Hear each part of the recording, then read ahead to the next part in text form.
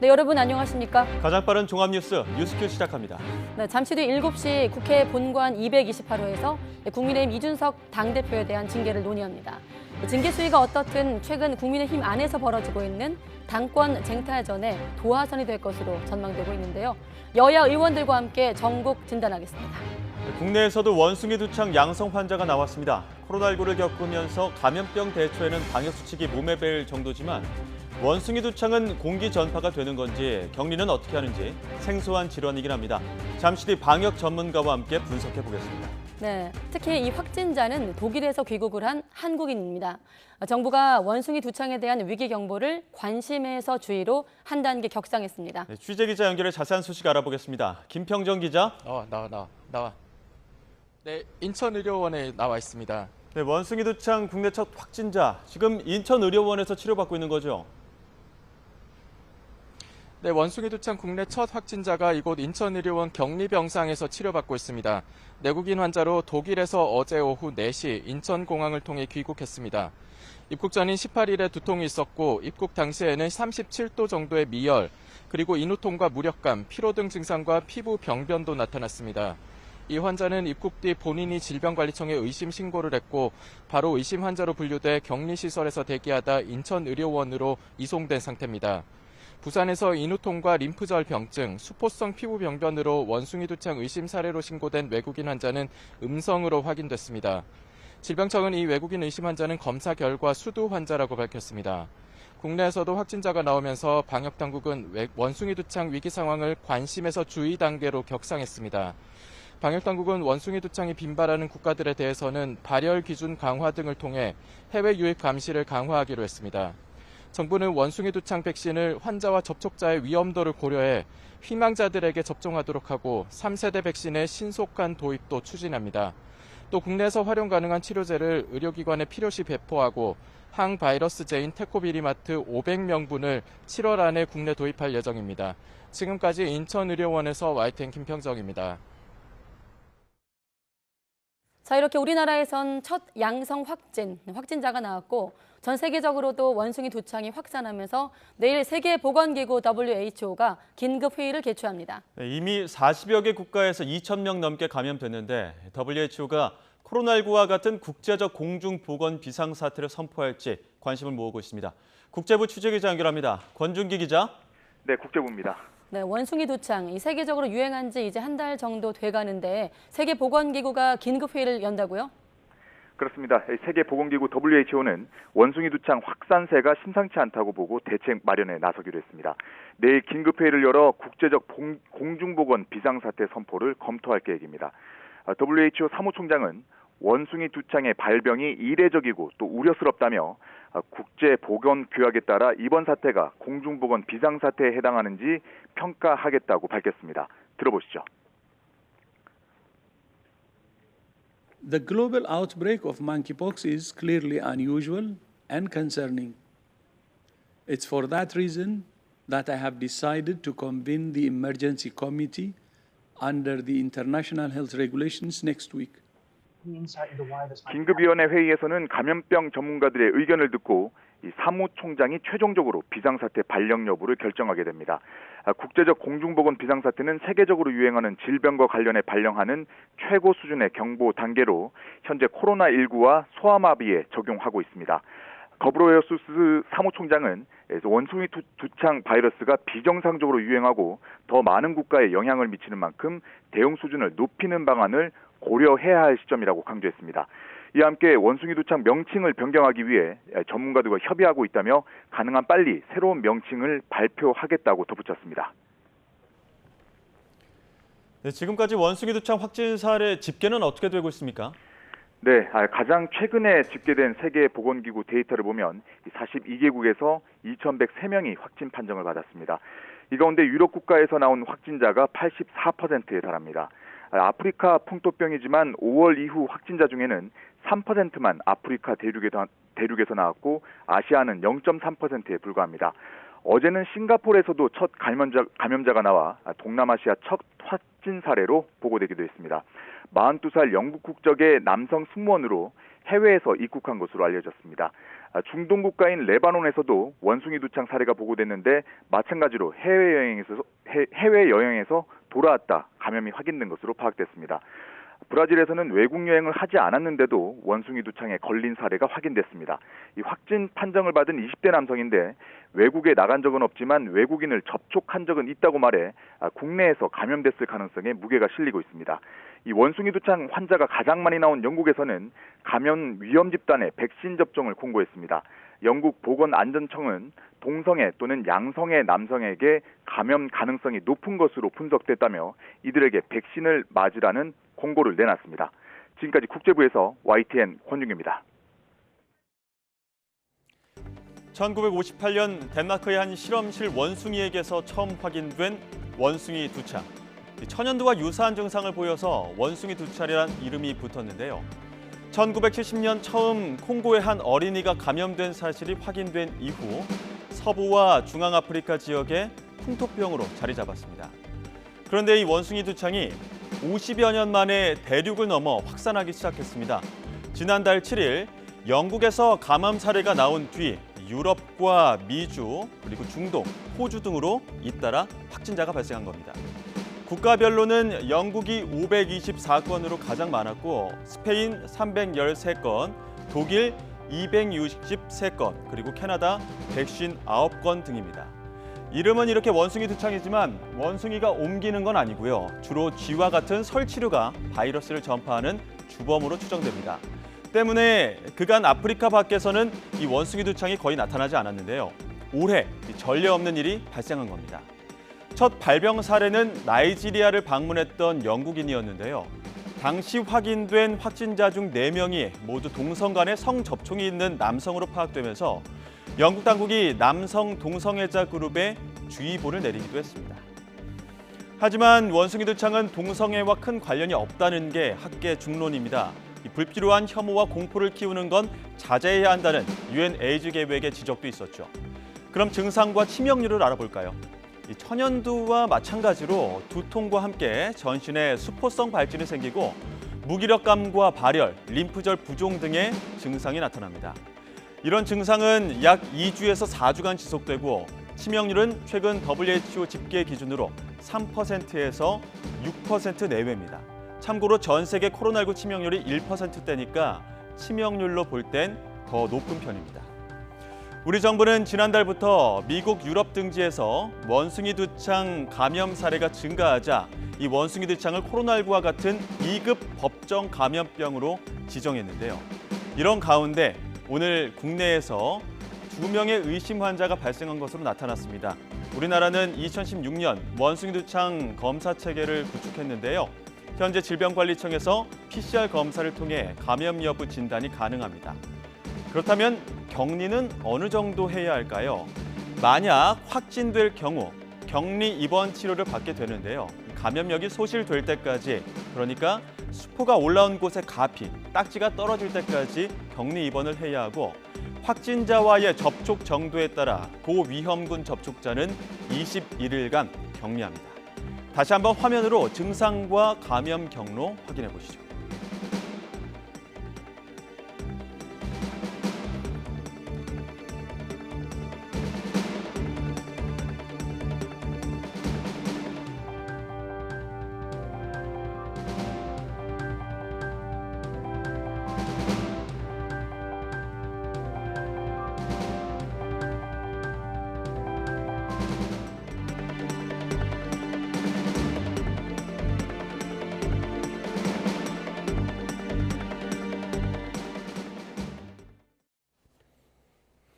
네, 다시 한번 정리해보죠. 아프리카 지역 풍토병으로 알려졌던 원숭이 두창.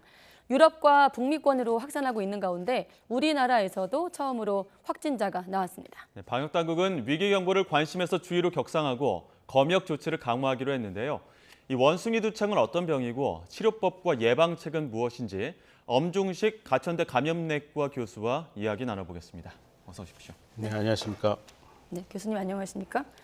자, 물론 섣불리 공포심을 가질 필요도 없습니다만은 우리의 경험상 메르스도 그랬고 사스도 그랬고 최근에 코로나 역시 확진자 1명에서 시작을 했기 때문에 경계심은 좀 필요할 것 같습니다. 질문 드리겠습니다. 저희가 뉴스에서 보도한 대로 지금 1명이 확진 판정 받았거든요.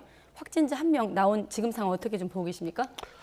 실제로 이제 원숭이 두창이 그 아프리카 지역 이외에 네. 유럽과 미주로 전파되고 있는 상황이 확인된 후에 우리나라에도 어떤 시기에 그 확진자가 유입이 될 거라고는 추정을 하고 있었습니다. 그런데 네. 실제로 이 원숭이 두창의 전파력이나 전파 경로를 보면은 코로나19와 비교를 해봤을 때는 전파력이 현저히 낮고 또 전파 경로도 밀접 접촉이라는 비교적 단순한 경로를 통해서 전파가 되기 때문에 이런 단순 유입이 반복되거나 네. 또 유입이 돼서 지역사회에 전파가 되더라도 아주 소규모의 전파 정도로 끝일 것이라고 예상을 하고 있기 때문에 네. 아주 대규모의 그 유행, 특히 이제 코로나19와 같은 그런 대대적인 그런 유행으로 이어질 가능성은 굉장히 낮다고 저희는 판단을 하고 있습니다. 예, 방역 당국이 어제는 의심 환자가 2명이라고 판단을 했었는데 1명은 오늘 그 양성 판정을 받았고 외국인이었던 1명은 수두로 판명이 났습니다. 원숭이 두창과 수두가 질환으로 봤을 때, 증상으로 봤을 때 비슷한가요? 아주 초기 증상은 그 전문가가 아닌 경우에는 구별하기가 어렵습니다. 고열이 나고 그리고 피부에 이제 발진이 생기게 되는데 이 발진들이 이 초기에는 수포성 발진이 양쪽이 다 비슷한 그런 양상을 보이기 때문에 네. 증상만으로는 감별하기 어렵습니다. 그렇지만 시간이 갈수록 원숭이 두창에 의한 발진은 크기가 수두 발진보다는 훨씬 크고 중앙이 좀 더 창백해 보이는 그리고 좀 패여 보이는 형태의 이 물집으로 진행을 하고 그리고 원숭이 두창의 경우에는 이 목이나 이 겨드랑이 쪽에 림프절이 많이 부어오르는 독특한 증상이 동반이 됩니다. 네. 이런 증상이 진행이 되면 이제 감별이 가능한 그런 증상으로 알려져 있습니다. 네, 방금 말씀하신 부분 림프절 얘기만 한 번 더 설명해 주시죠. 중요한 대목인 것 같아서. 예, 수두 같은 경우는 이제 전신에 그 발진이 생기고 열이 나지만 몸에 어딘가 이렇게 림프절이 부어오르는 증상은 거의 없습니다. 그렇지만 원숭이 두창은 시간이 지나면서 이 목 쪽이나 또는 겨드랑이 쪽에 림프절이 부어오르면서 통증을 일으킬 수 있다라는 수두와는 현저히 다른 그런 증상을 갖고 있는 것으로 알려져 있습니다. 예. 그렇군요. 어제 방역 당국이 입국 시에 어떤 발열 체크나 건강 상태를 질문서로 체크를 하게 되는데 양성 판정받은 내국인은 자체 신고를 하면서 걸러내긴 했지만 외국인 같은 경우에는 아무 증상이 없다 이렇게 나가면서 혹시라도 이 방역권을 뚫리는 것 아니냐 이런 우려들도 많이 나오긴 했었거든요. 지금까지의 입국 그 어떤 체크는 어떻게 보고 계십니까? 사실은 그 입국이라는 과정 그리고 검역 과정에서 이 잠복기에 해당하는 그 감염 질환은 네. 어떤 것이든지 완벽하게 걸러내기가 어렵습니다. 예. 그리고 이 초기 증상이 있는 경우에도 이 증상을 경험하고 있는 환자가 실제로 그 병에 대한 인식이 분명하지 않으면 건너뛰거나 아니면 예. 감추는 그런 경향이 있기 때문에 예. 지금으로서는 이 검역 과정에서 이 원숭이 두창과 관련된 상세한 정보를 입국자들이 충분히 이해를 하고 이런 증상이 있을 때 반드시 신고를 하거나 또는 입국 후에는 진료를 받을 수 있도록 충분한 안내를 하고 홍보를 하는 것이 예. 훨씬 더 중요하다고 생각을 하고 있습니다. 그렇군요. 지금 이번 그 확진자를 걸러내는 과정에서 방역 당국에서 좀 놓친 부분이 있을까요, 혹시? 사실 이 원숭이 두창처럼 아직까지는 그 빈도가 굉장히 낮은 질환을 완벽하게 걸러내는 건 앞서 말씀드린 것처럼 거의 불가능합니다. 네. 그렇지만 첫 번째 환자 같은 경우는 상당히 잘 걸러낸 것으로 보여지고 있기 때문에 입국자의 경우에도 이런 검역 과정에 충분히 협조를 할 그런 의무가 있습니다. 이런 의무를 잘 지켜주시면 방역 당국도 검역소도 이런 새로운 그런 그 감염병 원숭이 네. 두창을 인지하고 그리고 걸러내는데 굉장히 큰 도움이 될 거라고 생각을 하고 있습니다. 네. 그러니까 앞서 의심자 2명에 대해서 유전자 염기 서열 분석을 통해서 최종 확진 여부를 판가름하겠다 이런 보도들 나오기도 했었고 방역당국 설명도 있었는데 유전자 염기 서열 분석이라는 게 PCR 검사랑 다른 겁니까? 기본적으로는 PCR 검사하고 같다고 보시면 되겠습니다. 그래서 현재로는 원숭이 두창도 코로나19처럼 PCR 검사로 확진하는 것이 진단 체계로 확립이 되어 있는 상태입니다. 네, 예. 알겠습니다. 자, 원숭이 두창 뉴스는 최근 몇 달 전부터 저희가 전해지고 있습니다만 국내엔 잘 알려지지 않은 질병이기도 합니다. 원숭이 두창 어떤 감염병인지 저희가 한번 질문과 답변 Q&A를 준비해봤거든요. 자, 한번 화면에 보여주시고 짧게 좀 교수님께 여쭤보겠습니다. 자, 먼저 인수공통 감염병이다. 사실 이 질문은 이름에 답이 들어있어요. 원숭이 두창이기 때문에 그래도 한번 확인할 겸 답을 보여주시죠. 네. 네, 뭐 인수공통 감염병이라는 게 쉽게 풀면 사람과 동물이 같이 걸릴 수 있는 감염병이라는 뜻이니까요. 네. 이미 원숭이 두창의 경우는 원숭이에게도 감염이 되고 다른 설치류에서도 이 원인 병원체를 갖고 있는 것들이 확인이 됐고 네. 이것들이 이제 사람으로 전파가 되고 또 사람에서 사람으로도 전파가 된 것이 확인이 됐기 때문에 네. 인수공통 감염병에 해당합니다. 네. 예. 그리고, 자, 그리고 참고로 이 예. 원숭이 두창이라는 이름에 또 편견이 있어가지고 사실 원숭이는 숙주이고 설치류가 바이러스를 옮긴다고 하더라고요. 네, 그렇습니다. WHO가 이름도 바꿀 예정이라고 하던데 혹시 네, 그렇습니다. 실제로 그 아프리카 지역에서 전파가 일어나는 상황을 보면은 설치류에 의한 바이러스 전파가 주 전파 경로입니다. 그러니까 실제로 이제 원숭이가 사람에게 직접적인 전파를 한다기보다는 네. 이런 원인 병원체인 바이러스를 가진 설치류에 노출이 되면서 사람도 감염이 되는 것으로 알려져 있습니다. 예, 다음 Q&A도 있는데 저희가 네. 그래픽 띄우면서 다시 한번 질문 드리도록 하겠습니다.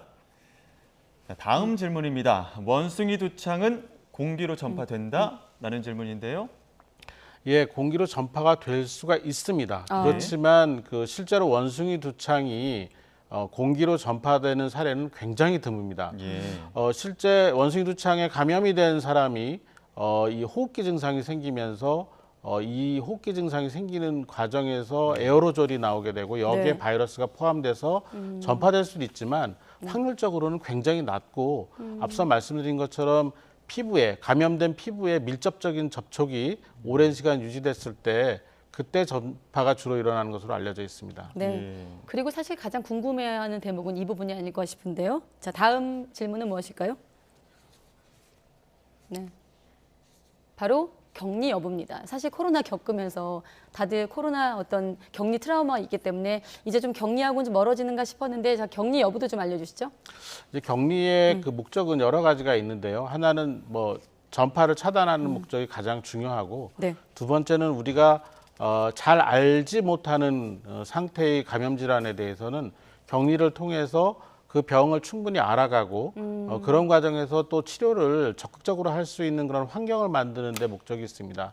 지금 원숭이 두창은 사람들에게 알려진 기간이 좀 긴 그런 질환이긴 하지만 여전히 이 전파의 그 상황이라든지 아니면 또 우리나라와 같은 인구 구조에서 이 전파가 일어났을 때 어떤 치명률을 보일지에 대한 여러 가지 정보들이 많이 모자란 상황입니다. 그렇기 네. 때문에 현재로서는 2급 감염병으로 분류를 하였고 진단이 되면은 또는 진단 전에도 의심이 되면은 격리를 먼저 하고 그리고 치료를 진행하는 것으로 결정이 되어 있습니다. 네. 간략히 정리하면 인수 공통 감염병이 맞고 공기로도 전파될 수 있지만 흔하지 않다. 그리고 또 한 가지는 격리는 필요하면 하는데 고위험군에 한해 21일 정도 할 것이다. 라고 요약하면 되겠습니까? 접촉자의 경우는 그렇게 네. 알고 접촉자의 있습니다. 경우는 네. 네, 알겠습니다. 지금 뭐 입국하는 의심 환자들 이런 환자들의 경우에는 자체적으로 본인들이 어떤 증상을 느꼈을 때 신고를 하고 주의를 해야 될까 이런 부분들도 중요할 것 같은데 주요 증상은 어떻습니까? 원숭이 두창의 가장 초기 증상은 역시 발열입니다. 열이 많이 나고 예. 뭐 근육통이나 네. 또 인후통 이런 증상들이 생길 수가 있고요. 그리고는 이제 피부에 발진이 생기게 되는데 초기에는 이 그냥 이렇게 빨간색의 그런 발진이 시작되다가 점점 물집 모양으로 진행하고 이게 이제 크게 커지고 예. 숫자도 많아지게 됩니다. 그래서 예. 결국은 해외를 여행하고 뭐 원숭이 두창이 의심되는 사람과 접촉을 했던지 아니면 네. 그렇지 않더라도 입국 후 21일 이내에 발열과 근육통 그리고 발진이 동반되는 증상이 생기면 반드시 이 방역 당국에 신고를 하거나 아니면 이 전문 의료기관에서 전문가를 상담을 통해서 확진을 받는 과정을 겪어야 할 것 같습니다. 네, 사실 뭐 엄 교수님 포함해서 다양한 여러 그 방역 전문가들께서 방송을 통해서 저희에게 이런 방역 수칙이라든지 이런 거 알려주셨는데 한동안 방송에서 좀 안 나오시다가 다시 이제 원숭이 두창 문제로 저희가 모셨거든요. 자, 이번엔 아까는 수두와의 다른 점을 좀 여쭤봤다면 코로나와 좀 다른 점이 있다면 일단 바이러스 질환이라는 공통점이 있는데요. 네. 예, 그 코로나19와는 기본적으로 이제 전파 경로와 전파력이 완전히 다르죠. 코로나19는 뭐 비말과 또는 경우에 따라서 이제 에어로졸에 의한 광범위한 전파가 가능한 병이고 전파력이 이 원숭이 두창하고 비교하기가 어려울 정도로 굉장히 전파력이 높은 그런 질환입니다. 네. 증상은 뭐 열이 나고 두통, 근육통 그리고 경우에 따라서 이제 호흡기 증상이 나타나기 때문에 이것도 아주 초기에는 감별이 좀 쉽지는 않지만 네. 지금 우리나라의 경우에서는 그 해외 여행력과 관계없이 국내에서도 코로나19는 계속해서 발생을 하고 있다라는 특징이 있겠고요. 예. 그리고 아무래도 코로나19는 좀 더 호흡기 증상이 주 증상으로 나타나고 발진은 동반되지 않는 경우가 대부분이기 때문에 네. 이제 이런 측면에서 이 감별 진단이 가능할 것 같습니다. 그리고 교수님, 저희가 지금 원숭이 두창에 대해서 조금 더 주의 깊게 보는 이유가 전염력은 낮지만 치명률이 코로나19에 비해서 네. 상당히 높기 때문에 이 부분을 좀 주목하는 것 같은데 어떻습니까? 아프리카 지역에서의 치명률을 보면은 3 내지 6% 정도까지 보고 있고 주로 사망하는 경우는 이제 아주 어린 영아들 그리고 임산부 그리고 면역 저하 질환을 가진 분들이 사망을 하게 되는데요. 네.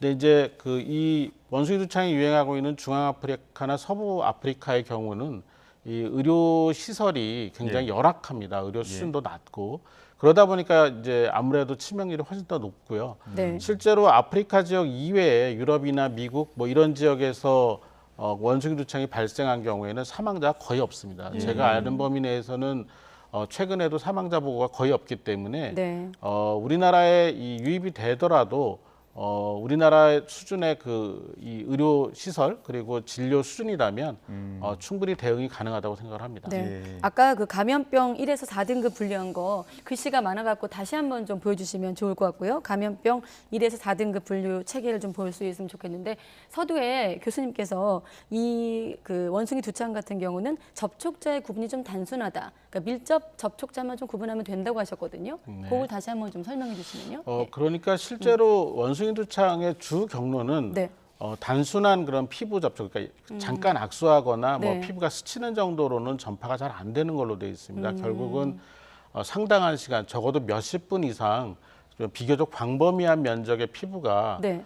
맞닿아서 이 바이러스가 이 피부의 균열을 뚫고 들어갈 수 있는 그런 시간을 줘야 되는 그런 바이러스거든요. 그렇기 때문에 지금 한 8주 정도 유행을 하고 있는데 네. 42개국에서 2,100명 정도 확진이 된 건데 뭐 사실 평균적으로 보면 한 나라당 한 50명 정도 뭐 이 정도 생기게 되는 거죠.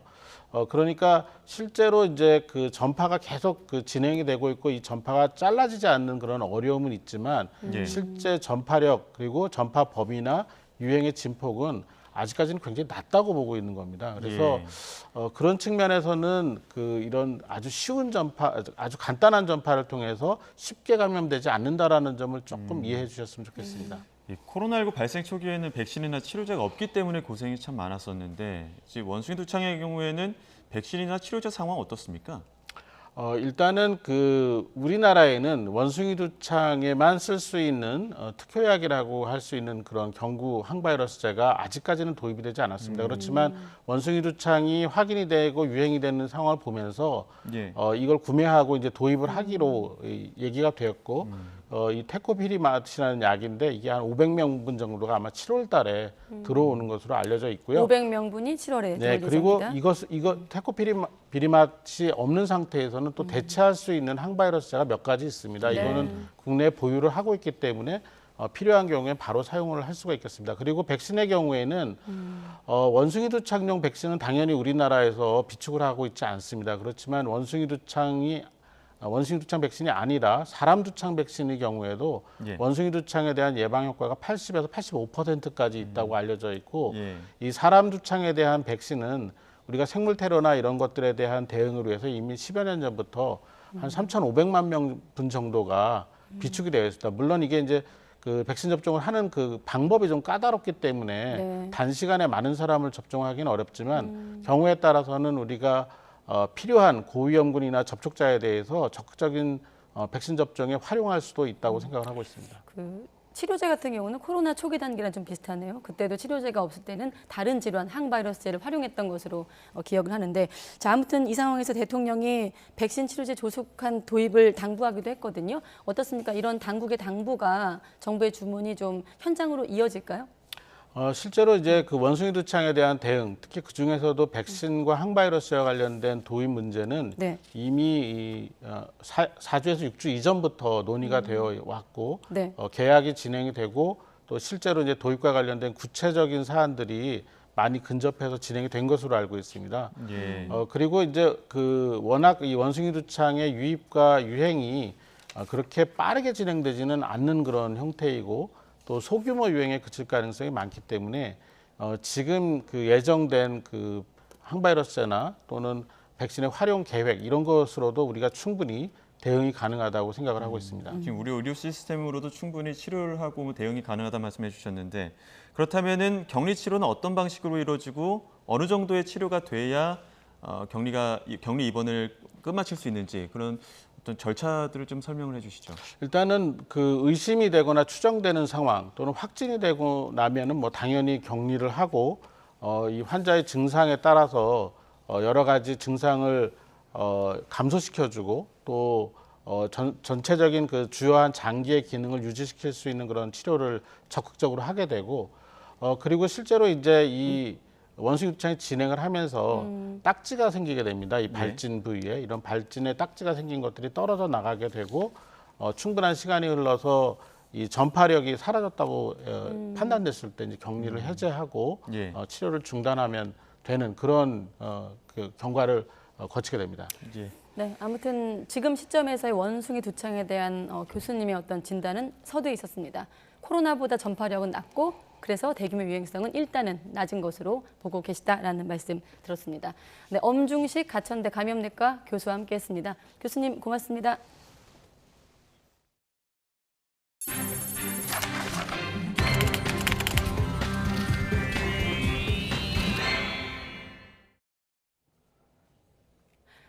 네, 국민의힘 윤리위원회가 오늘 저녁 이준석 대표의 징계 논의에 착수하면서 그 결과 또 후폭풍이 주목되고 있습니다. 네, 더불어민주당 역시 최강욱 의원의 중징계가 적절했는지를 놓고 공방이 격화하고 있습니다. 국회 취재기자 연결하겠습니다. 김태민 기자. 네, 국회입니다. 네, 국민의힘 윤리위원회 몇 시간 안 남았죠? 네, 그렇습니다. 국민의힘 윤리위원회는 오늘 저녁 7시 국회에서 회의를 열고 이준석 대표가 연루된 성상납, 증거인멸 시도 의혹의 징계 여부를 다룹니다. 오늘 윤리위에는 김철근 당대표 정무실장만 출석할 예정인데, 이 대표는 자신도 회의에 참석해서 사실관계를 소명하겠다는 의사를 전했지만 거절당했다고 밝혔습니다. 그러면서 윤리위가 끝날 때까지 현장에 남아있겠다고 말했는데요. 이 대표의 말 들어보겠습니다. 저는 수석 의사를 밝혔습니다. 그리고 오늘 그 현장에 있을 겁니다. 저는 제 방에도 있을 겁니다. 계속. 이 대표는 이어 자신의 SNS에 유권자 과반이 국민의힘 혁신위가 필요하다고 응답했다는 여론조사 결과를 게시하면서 옳은 방향으로 계속 가면 된다고 혁신 의지를 굽히지 않았습니다. 당내에서는 이준석 대표가 받고 있는 의혹이 가볍지 않은 만큼 징계가 불가피하다 이런 주장도 나오고 있어서 오늘 윤리위에서는 격론이 예상됩니다. 다만 당사자인 이 대표가 참석하지 않고 쟁점 또한 복잡한 만큼 당장 오늘 최종 결정이 내려질 가능성은 높지 않다는 분석도 나옵니다. 이 대표는 오늘 오후 방송 인터뷰에서 윤리위 처분이 나온다면 이유를 들어보겠지만 사실관계에 오류가 있다면 승복할 수 없다는 뜻을 거듭 강조했습니다. 민주당도 내부 징계 문제를 놓고 시끄러운 모습인데, 당사자인 최강욱 의원이 어젯밤에 입장을 밝혔죠. 네, 6개월 당원 자격 정지라는 중징계 결과를 받아든 최강욱 의원은 어젯밤 재심을 청구하겠다는 입장을 밝혔습니다. 이를 두고 박지원 전 비대위원장은 최 의원이 잘못을 인정하지 않고 당을 깊은 수렁으로 끌고 가고 있다고 맹비난하면서 재심 철회 그리고 철험의 해체를 거듭 촉구했습니다. 반면 철험회 소속인 김남국 의원은 본인 팬덤에 취해서 춤을 추는 건 박 전 위원장이라며 아집을 부리고 있다고 직격탄을 날렸습니다. 당내 갈등이 격화하는 가운데 우상호 비상대책위원장은 윤리심판원 결정을 존중해야 한다며 분란을 자제해달라고 당부했습니다. 우 위원장의 말 들어보겠습니다. 이 문제로 당내 구성원들이 찬반으로 나뉘어서 왈가왈부 분란을 다시 또 시작하는 모습은 국민들이 볼 때 바람직한 모습으로 비춰지지 않을 가능성이 있다는 점에서 자, 이렇게 며칠째 여야 모두 당내 문제로 관심이 쏠려 있는 상황인데 원구성 협상 아직 별다른 진전이 없는 겁니까? 네, 그렇습니다. 당초 여야 원내대표는 오늘 오후 4시쯤 회동을 갖는 방안을 추진 중이었는데 돌발 변수가 터졌습니다. 포문은 국민의힘 권성동 원내대표가 먼저 열었는데 민주당이 원구성 협상 대가로 정략적인 조건을 내걸었다고 비판했습니다. 들어보겠습니다. 대선 과정에서 고소 고발 사건을 사고 취하하자 그러는데 우리가 고발한 사건은 전부 이재명 후보 관련된 거예요. 그 이재명 후보 살리기 위해서 이거 취하자고 지금 정략적으로. 이에 대해 민주당은 사실 왜곡이라고 강하게 반발하면서 발언을 취소하고 사과하지 않으면 만남도 갖지 않겠다고 강조했습니다. 이어서 들어보겠습니다. 이게 지금 협상의 상비로서 해야 될 이야기입니까? 더 공을 들이고 더 설득을 하고 더 양반을 제시해도 부족한 판에 없는 사실을 이렇게까지. 최근 서해 공무원 피격 사건 등 안보 문제를 둘러싸고도 여야 갈등이 격화하는 가운데 원내대표 간 협상이 시작도 하기 전부터 난관에 부딪힌 모습입니다. 하지만 국회가 시급한 민생 현안을 뒷전에 놓고 있다는 비판이 커지는 만큼 협상의 돌파구가 마련될지 주목됩니다. 지금까지 국회에서 YTN 김태민입니다. 네, 윤석열 대통령이 원전업계가 탈원전이란 폭탄으로 폐허가 됐다. 지난 5년 동안 바보 같은 짓을 했다. 이렇게 거친 표현까지 써가면서 문재인 정부를 향해 정면으로 비판했습니다. 이와 함께 윤 대통령은 오는 29일과 30일 나토 정상회의에 참석하는데 10개 나라와 정상회담을 추진하고 있습니다. 취재기자 연결합니다. 박소정 기자. 네, 용산 대통령실입니다. 네, 먼저 윤 대통령 오늘 탈원전 정책을 강하게 비판했던데 자리가 원자력 발전 설비 업체를 방문한 자리였죠? 그렇습니다. 윤 대통령은 오늘 오전 경남 창원시 원자력 발전 설비 업체를 방문했는데요. 원전 현장을 찾은 건 당선인 시절인 지난 4월 원전 부품 업체를 방문한 지 2달 만입니다. 이 자리에서 문재인 정부의 탈원전 정책을 작심 비판했습니다. 더 키워나가야 할 원전 산업이 수년간 어려움에 직면해 아주 안타깝고 지금이라도 바로 잡아야 한다면서 지난 5년간 바보짓을 했다는 격한 표현까지 썼는데요. 직접 들어보시겠습니다. 만일 우리가 지난 5년 동안 바보 같은 짓을 안 하고 이 원전 생태계를 더욱 탄탄히 구축했더라면은 지금 아마 경쟁자가 전혀 없었을 것이라고 저는 확신합니다. 이어진 원전산업협력업체 간담회에서는 원전업계는 탈원전이라는 폭탄이 터져 폐허가 된 전쟁터라고 비유를 했습니다. 일감 선 발주를 과감하게 해달라. 그러지 않으면 원전업계 못 살린다고 당부를 하면서 전시에는 안전을 중시하는 관료적인 사고도 버리라고 말했습니다. 또 문재인 정부 때 공사를 중단한 신한울 3, 4호기 건설 재개도 거듭 예고했습니다. 발주 계약은 절차와 기준은 준수하되 신속히 추진하고 선발주가 가능하도록 과감한 조치를 취할 것도 주문했습니다. 원전업계는 현재 고사 직전이라고 진단을 하면서 철철 넘치게 지원해야 한다 이런 말도 했는데요. 금융지원 대폭 확대 등 신속하고 과감한 지원을 해야 한다고 강조했습니다.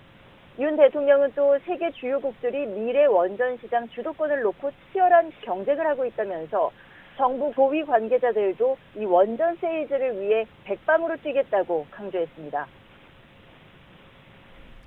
네, 이달 말에 윤석열 대통령 나토 정상회의에 초청받아 가는데 오늘 이와 관련한 브리핑도 있었죠? 그렇습니다. 나토 일정과 발표 내용에 대해 김성한 국가안보실장이 브리핑을 했는데요. 먼저 스페인 마드리드에서 열리는 오는 29일과 30일 나토 정상회의에 참석하는 윤석열 대통령은 10개 정도의 나라와 정상회담을 추진한다고 밝혔습니다. 원전, 반도체, 신재생에너지 등 경제 현안을 논의하고 2030 세계 박람회 부산 유치, 북핵 문제 공조 등에서 각국의 협조를 끌어낸다는 방침입니다. 기시다 후미오 일본 총리와의 첫 한일 정상회담은 불확실한 상황인데 공식 회담은 어렵지만 약식 회담 형태로는 만날 수 있다고 대통령실 관계자가 설명했습니다. 한국과 일본, 호주, 뉴질랜드 이렇게 4개국 정상회담은 진행될 예정인데 여기에서 한일 정상이 따로 만날 가능성도 있다는 겁니다. 한미일 정상회담은 공식 제안은 없었지만 열릴 가능성이 열려 있다고 밝혔습니다. 김성한 실장은 윤 대통령이 이번 나토 회의에서 우크라이나에 대한 인도적 지원 추가 공여를 발표할 것이라고 밝혔는데요. 추가로 5천만 달러를 지원하는데 살상 무기 지원은 포함되지 않는다는 설명입니다. 함께 들어보시겠습니다. 우리 정부 역시 글로벌 리더 국가로서 역할을 한다는 차원에서 이미 공여된 지원 외에 우크라이나에 대한 인도 지원 추가 공여를 발표할 예정입니다. 우리 정부는 나토와의 정보 공유와 협력을 위해 나토 본부가 있는 벨기에 브뤼셀에 주 나토 대표부도 신설하기로 했습니다. 나토 정상회의가 중국과 러시아에 대한 견제를 공고히 하는 계기가 될 것이라는 분석이 나오는데 이에 대해 대통령실 관계자는 한국 정상의 나토 참석을 반중, 반러 정책으로 전환한다고 해석할 필요는 없다고 선을 그었습니다. 나토 회의에 공식적인 배우자 프로그램이 있는 만큼 김건희 여사도 가급적 참여하는 방향으로 검토하고 있다고도 덧붙였습니다. 지금까지 용산 대통령실에서 YTN 박서정입니다. 네, 이 문제로 경찰 안팎이 술렁이고 있습니다. 행정안전부가 경찰 통제 권고안을 발표한 어제 경찰 고위직인 치안감 승진 인사를 발표했습니다.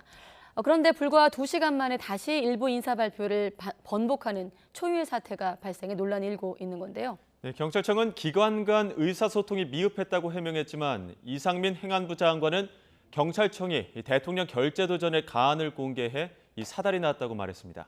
취재 기자 연결해 자세한 이야기 들어보겠습니다. 임성재 기자. 네, 사회일보입니다. 네, 우선 인사 발표 당시의 상황부터 자세히 설명해 주시죠. 네, 최초 치안감 인사가 발표된 건 어제 오후 7시 14분입니다. 통상 경찰 인사 전엔 충분한 시간을 두고 사전 예고가 이루어지는데 이번엔 불과 하루 전 그것도 오후 늦게 공지하면서 혼란스러운 상황이 이어졌습니다. 인사 대상도 28명에 달할 정도로 작지 않은 규모였는데 대상자들이 이임식을 할 새도 없이 급하게 짐을 싸느라 소동을 빚었다는 후문입니다. 그런데 문제는 여기서 끝이 아니었습니다. 인사 발표 불과 2시간 만에 김준철 광주경찰청장과 정용근 충북경찰청장 등 7명에 대한 인사를 번복하면서 논란이 일파만파 커졌습니다. 경찰 골프장 예약 특혜 의혹이 제기됐던 이명교 서울경찰청 자치경찰차장은 첫 인사 명단엔 없었는데 두 번째 인사에서 중앙경찰학교장으로 발령나기도 했습니다. 경찰청은 애초 실무자의 실수였다고 설명했다가 행안부로부터 잘못된 안을 받았다고 말을 바꾸는 등 오락가락 해명으로 더 큰 논란을 자초했는데요. 오늘 기자단에 재차 구체적인 경위를 설명했습니다. 경찰청에서 행안부로 파견된 치안정책관이 협의 중이던 인사안을 메일로 보냈는데 경찰청에선 이를 최종안으로 알고 발표하면서 이번 사태가 발생했다는 겁니다. 특히 경찰청이 처음 발표한 인사안은 대통령 결재도 받지 않았던 것으로 확인됐는데요. 경찰청 관계자는 대통령실, 행안부, 경찰청 사이에 제대로 된 의사소통이 이루어지지 않았기 때문이라고 설명했습니다. 경찰은 이후 행안부에서 최종 인사안을 받은 뒤 곧바로 확인 과정과 경찰청장 보고 등을 거쳐 수정 공지했다고 해명했는데요. 잘못된 인사안 발표 뒤 2시간 동안이나 정정 조치가 없었다는 점에 대해 비판이 이어지고 있습니다. 이에 대해 이상민 행안부 장관도 경찰청이 희한하게 대통령 결재 전 자체적으로 먼저 공지해 이 사달이 났다고 말하기도 했습니다. 김창룡 경찰청장은 이 장관에게 면담을 요청한 것으로 전해졌는데요. 이 장관과 김 청장의 실제 만남은 오늘 중으론 성사되기 어려울 것이란 관측도 나옵니다. 네, 대통령실, 행안부, 경찰청 사이에 소통이 잘 안 됐다. 자, 그런데 공교롭게도 치안감 인사 발표 날이 행안부 자문위의 권고안이 발표된 날이기도 하잖아요. 경찰 내부 반응은 어떻습니까?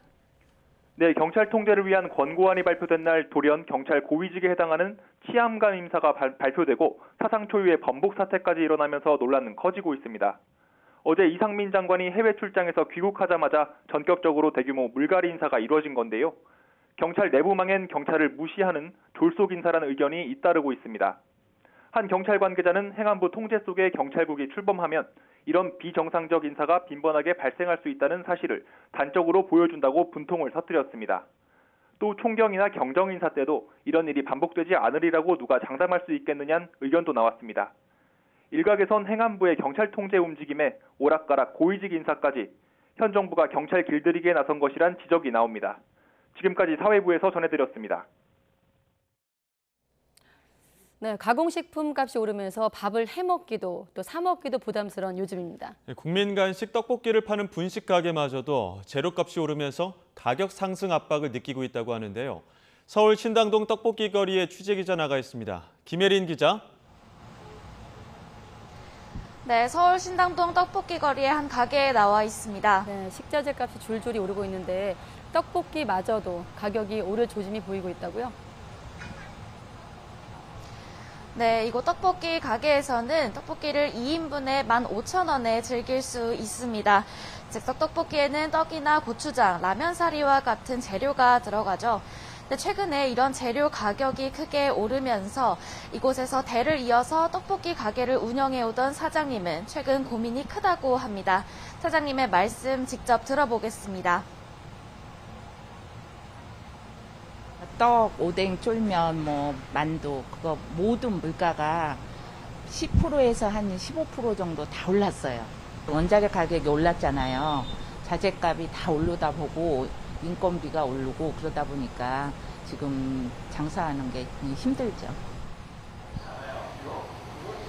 네, 신당동에 있는 다른 떡볶이 가게 사장님 역시 떡이나 채소, 쫄면, 라면과 같은 재료의 가격 상승을 체감하고 있다고 하는데요. 하지만 떡볶이 가격을 함께 올리면 소비자 부담이 커지고 매출에도 타격이 불가피해 결정이 쉽지 않다고 설명했습니다. 결국 재료 가격이 올라도 떡볶이 가격을 유지하려다 보니 가게 사장님들의 한숨이 깊어지는 겁니다. 최근 러시아의 우크라이나 침략과 가뭄 등 악재가 잇따르면서 식자재 가격이 줄줄이 오르고 있습니다. 지난달 가공식품 지수는 지난해 같은 달과 비교해 7.6%가 올랐습니다. 외식 메뉴에 많이 쓰이는 가공식품인 밀가루와 식용유 가격은 20% 넘게 오른 상황입니다. 외식 물가도 덩달아 영향을 받을 수밖에 없는데요. 치킨이나 자장면, 떡볶이, 칼국수 등 외식 품목들이 모두 지난해 말보다 가격이 올랐습니다. 하반기에도 물가 상승세가 이어질 거란 전망이 나오지만 식료품비는 쉽게 줄일 수도 없어 가게 사장님들도 또 서민들도 부담이 깊어지고 있습니다. 지금까지 서울 신당동 떡볶이 거리의 한 가게에서 YTN 김예린입니다. 자, 이렇게 물가 먼저 받고 이번엔 환율. 원달러 환율이 또 오르면서 1,300원에 근접했습니다. 코스피와 코스닥은 이틀 만에 장중 연저점을 경신하는 등 금융 불안이 이어지고 있습니다. 취재기자 연결해 자세히 알아보겠습니다. 강희경 기자. 네, 경제부입니다. 네, 원달러 환율이 오늘 또 올라가면서 연고점을 새로 썼다고요? 네, 원달러 환율은 어제보다 3.7원 오른 달러당 1297.3원에 거래를 마쳤습니다. 상거래일째 연고점을 새로 쓰면서 1,300원 선을 위협하고 있습니다. 경기 침체와 주요국 중앙은행의 긴축 가속화에 대한 우려로 안전자산 선호 심리가 계속 커지고 있는 것으로 보입니다. 주식시장 상황도 좋지 않습니다. 코스피는 어제보다 66.12포인트, 2.74% 내린 2342.81에 장을 마쳤습니다. 이틀 만에 다시 2400선 아래로 떨어지면서 또 연저점을 새로 썼습니다. 2020년 11월 이후 1년 7개월 만에 최저치입니다. 코스닥 지수는 무려 4% 넘게 급락한 746.96에 마감하며 역시 연저점을 경신했습니다. 네, 한국은행이 발표한 금융안정보고서 내용도 살펴보겠습니다. 정부 금융지원이 마무리되면 은행권의 기업대출 손실이 커질 수 있다고 우려했죠. 네, 한국은행은 앞으로 정부의 금융지원 조치가 종료되면 잠재 신용손실이 현실화하면서 은행의 대손 비용이 증가하고 자기자본 비율이 하락할 수 있다고 우려했습니다. 최근 은행 기업대출의 부실은 오히려 축소되고 있는 경향인데요. 코로나 발생 이후 시행된 각종 금융지원 조치 효과로 신용시장이 양호한 상태를 유지했기 때문이라는 겁니다. 이런 가운데 한국은행은 생애 최초 주택 구입자 등으로 대상을 한정해 주택담보대출 비율, LTV를 높여도 총부채 원리금 상환 비율인 DSR 규제가 유지된다면 가계대출이 급증하진 않을 것으로 전망했습니다. 하지만 LTV 규제를 전면적으로 풀어주면 비은행 금융기관의 주택담보대출을 중심으로 부실 위험이 커질 수 있다고 경고했습니다. 지금까지 경제부에서 전해드렸습니다.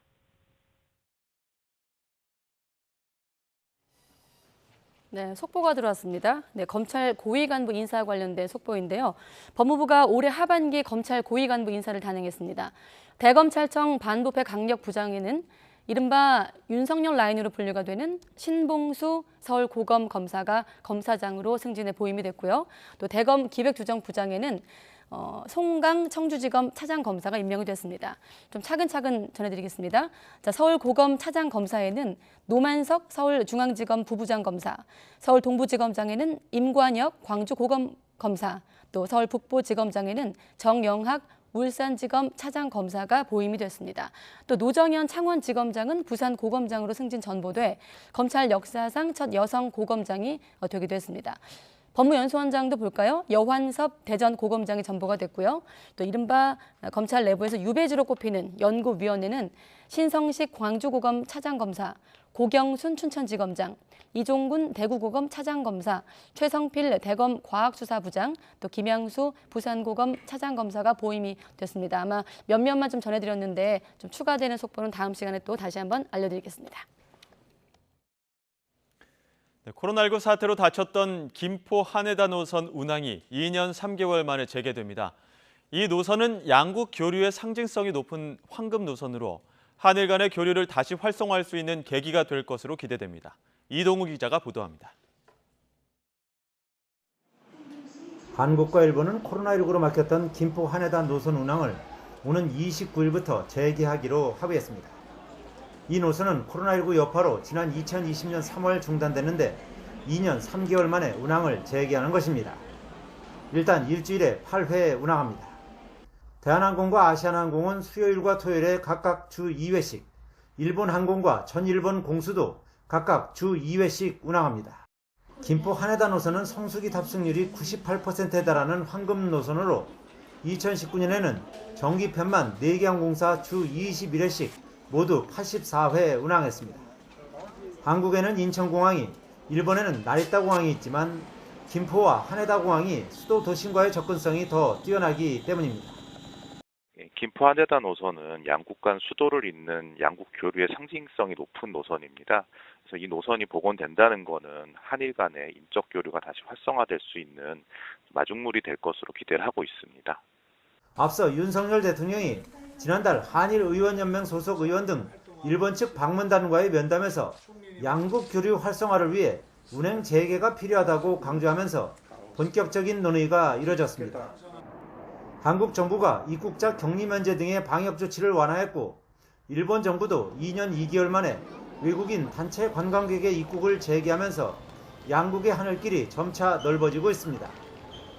정부는 이번 노선 운항 재개를 계기로 김포공항 내 외국인 관광객 환대 부스를 마련하고 하반기 일본 주요 도시에서 한국 관광 설명회를 개최할 계획입니다. 양국은 수요 증가 추세와 항공사 준비 상황 등을 고려해 다음 달부터 운항 횟수를 점차 늘릴 예정입니다. YTN 이동호입니다. 네, 김포 하네다 운항 재개 소식을 특히 반기는 건 한일 경제인들입니다. 3년 만에 일본에서 다시 열린 한국 상품전 현장에서도 양국 교류가 한층 활발해지길 기대하는 목소리가 이어졌습니다. 도쿄에서 이경화 특파원이 보도합니다.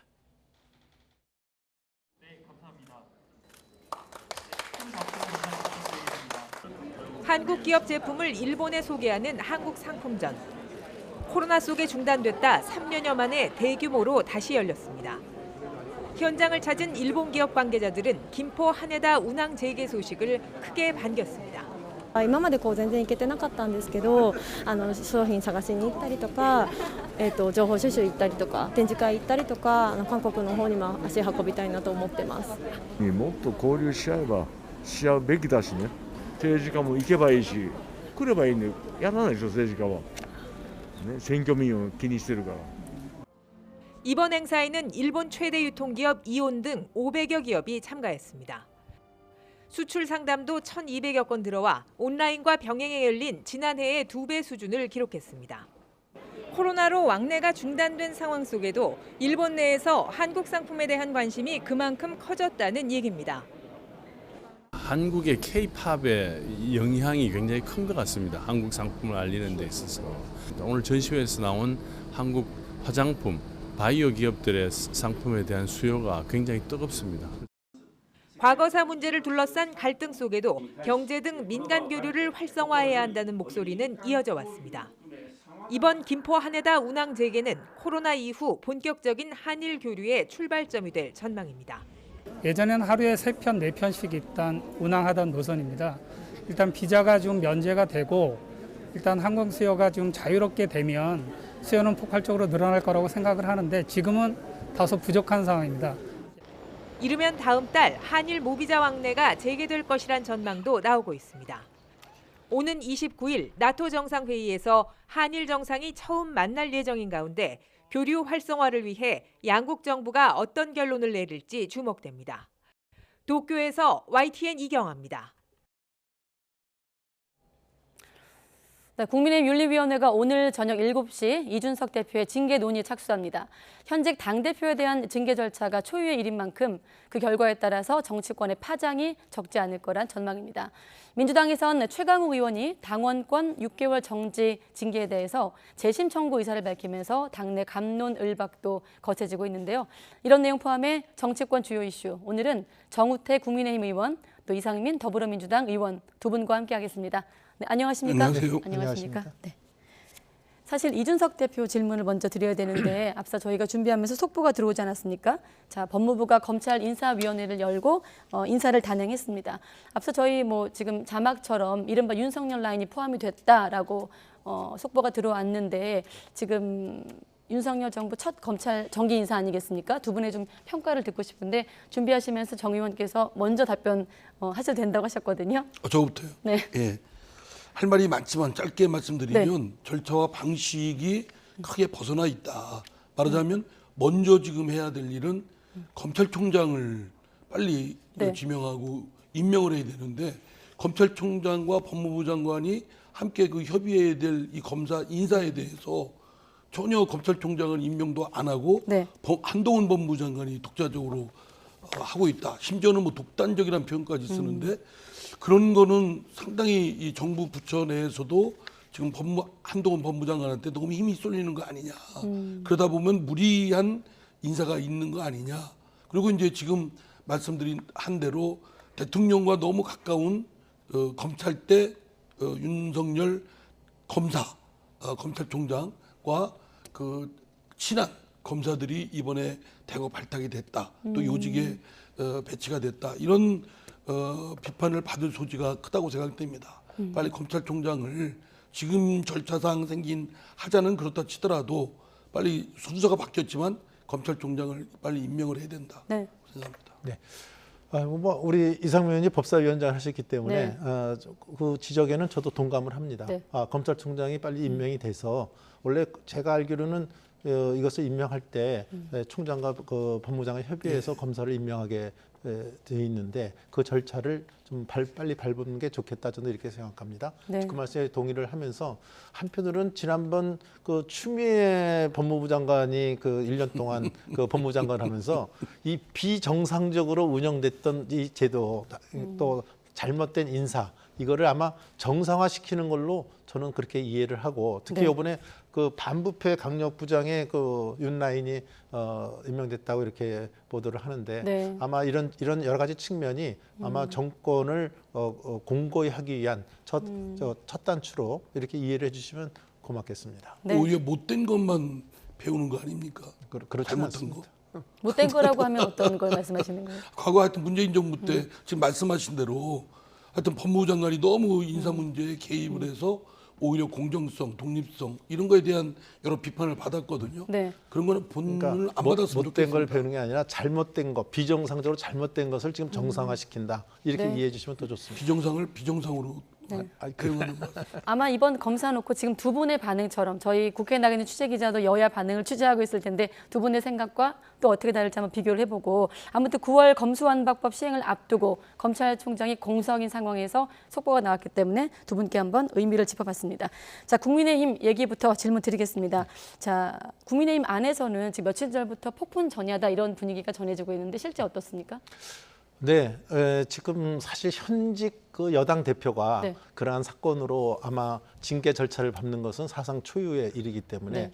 당연히 관심이 지금 증폭될 수밖에 없다. 더군다나 그 윤리위의 결정에 따라서는 그 정치적 파장이 굉장히 크게 미칠 영향이 크기 때문에 네. 그 촉각이 서 있다는 말씀을 드립니다. 네. 다만 그 윤리라고 하는 것이 이 사법기관이 아니기 때문에 이런 사법적 판단뿐만이 아니라 국민의 눈높이에 맞는 어떤 그 우리 품위 유지라든지 당의 어떤 명예를 갖다 훼손하는 이런 부분까지도 다시 말씀드리면 윤리적 정무적 판단도 하기 때문에 네. 이러한 여러 가지 복합적 요인이 오늘 저녁 7시에 열리는 그 윤리의 관심이 촉각이 곤두서 있다 이렇게 말씀을 드리겠습니다. 사실 두 분 다 5선으로 알고 있는데 맞나요? 네. 두 분 다 5선이신데 중진 의원으로서 이런 좀 영선 당대표 이런 어떤 징계 위기까지 맞는 상황이 좀 남다르실 것 같아요. 여러 대표를 거치셨잖아요. 그래서 그것을 제가 그냥 한마디로 이 여당 당대표의 초유의 사건이다 이렇게 표현을 했지만 네. 사실은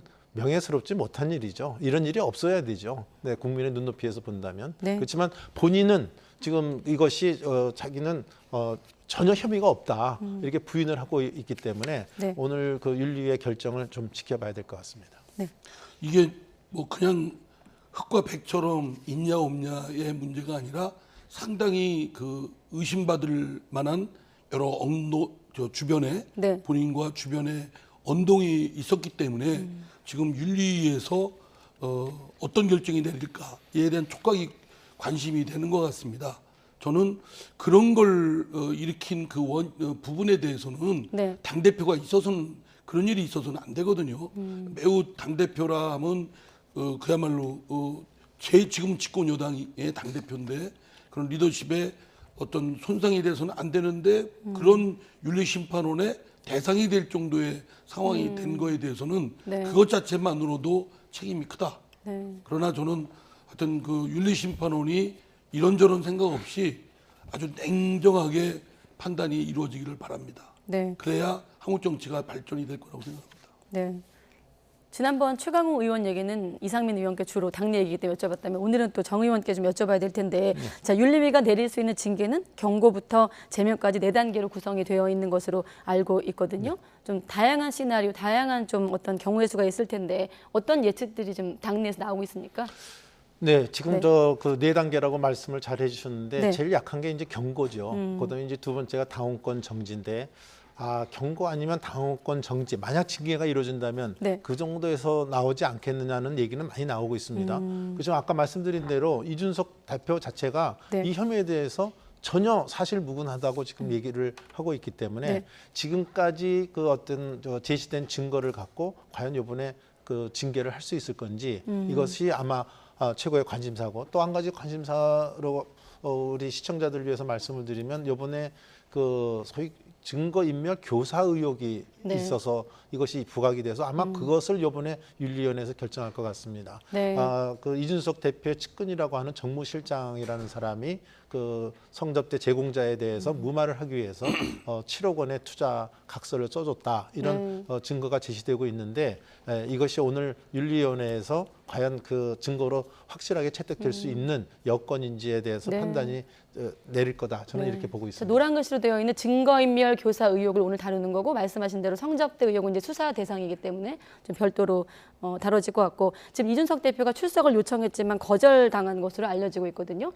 회사에서 인사회가 열려도 당사자가 좀 나가서 소명을 하는데 소명을 하지 않은 것에 대해서는 어떻게 제가 정확한 정보를 갖고 있는지는 모르겠습니다만은 네. 그 거절당한 게 아니라 네. 그 윤리위원회에서 이준석 대표 말고 정무실장 하는 그 김철근 그 대표 한자를 정무실장? 대도 되면 김철근 정무실장이 참여하라 이렇게 결정을 한 것으로 알고 있습니다. 아 그렇군요. 네. 정확히는 이제 대표가 요청한 걸 거절한 게 아니라 네. 김철근 정무실장을 참석해라라고 네. 윤리위에서 말을 예. 했다라고 이제 알고 계시는 네, 거고. 윤리위에서 그렇게 결정한 거로 저는 알고 있습니다. 아마 그 각서를 쓴 장본인이 그 정무실장이고 정무실장이 그렇게 쓴 경위에 대해서 윤리심판원에서 아마 그 사실 규명을 좀 하기 위해서 부른 거겠죠. 네, 네, 그렇습니다. 알겠습니다. 사실 윤리위에서 오늘 뭐 어떤 결정이 나오든 그 결과에 따라 적지 않은 파장이 불가피할 것으로 예상되고 있거든요.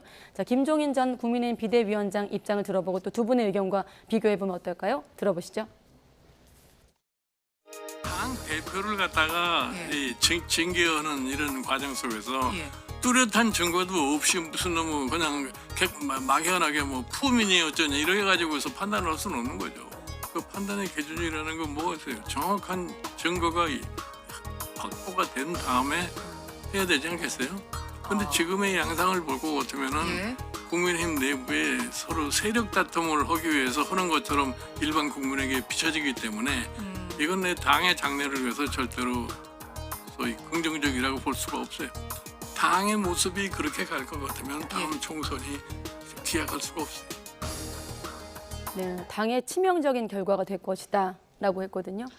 저는 저 판단은 그 사람마다 보는 시각이 다를 수 있겠지만 윤리심판위원회가 독자기고 또 전단적으로 판단할 권한을 갖고 있다고 생각합니다.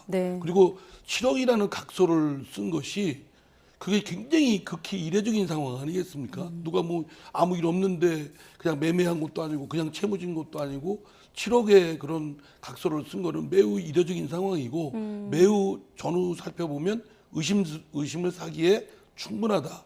그 판단을 어느 정도까지 할 것인가 라고 생각됩니다. 만약에 그것이 정말 증거인멸을 하려고 했다라고 확인되면 그건 단순한 뭐 그 당원권 정지나 이런 데에 그치는 게 아니라 제명을 시켜야 되겠지만 다소 좀 본인이 부인하고 이런 등등이 있으니까 의심은 많이 간다고 한다면 그 타협안으로 당원권 정지 뭐 이런 거를 할 수는 있겠죠. 네.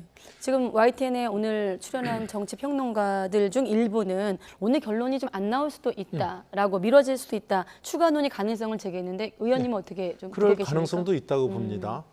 근데 지금 김종인 전 대표 비대위원장께서 말씀하신 거는 만약에 징계 갖고 이것을 논의를 하고 결정이 이루어지면 그 후폭풍이 만만치 않을 거다. 그것을 지적하신 거라고 저는 봅니다. 이 만약에 그런 사태가 벌어진다고 한다면 저는 아마 이준석 대표 쪽에서의 그 청년 지지층 일부가 또 탈당하는 사태도 벌어질 수 있고 또 지금 막 그 탄생한 그 윤석열 정부에 대해서 힘을 실어줘야 될 여당 지도부가 이런 문제에 휩쓸린다고 한다면 아마 윤석열 정부의 국정 운영에도 상당한 영향을 미칠 것이기 때문에 아마 김종인 대표는 그런 지적을 하신 것 같습니다.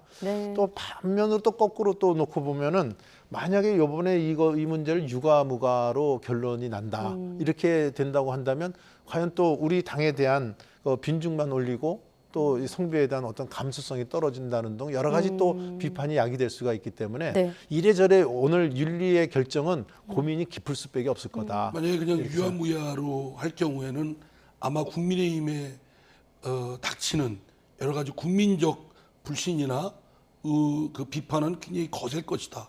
라고 생각됩니다. 네, 두 분 모두 후폭풍이 거세게 일 것이다라고 예상을 했는데 민주당은 이미 후폭풍이 불고 있지 않습니까? 다음 질문 또 이상민 의원 좀 얘기를 길게 들어봐야 될 텐데 분위기를 좀 여쭤볼게요. 지금 여진이 가라앉지 않고 있다 이렇게 보도 제목이 나가고 있는데 최과강 의원은 최종적으로 재심을 청구하겠다 이런 입장이거든요. 그건 뭐 당원당규에 있으니까 당사자 본인이 그런 불복 절차를 하는 건 당원당규에 따라서 인정된 권리다. 할 수 있다고 생각됩니다.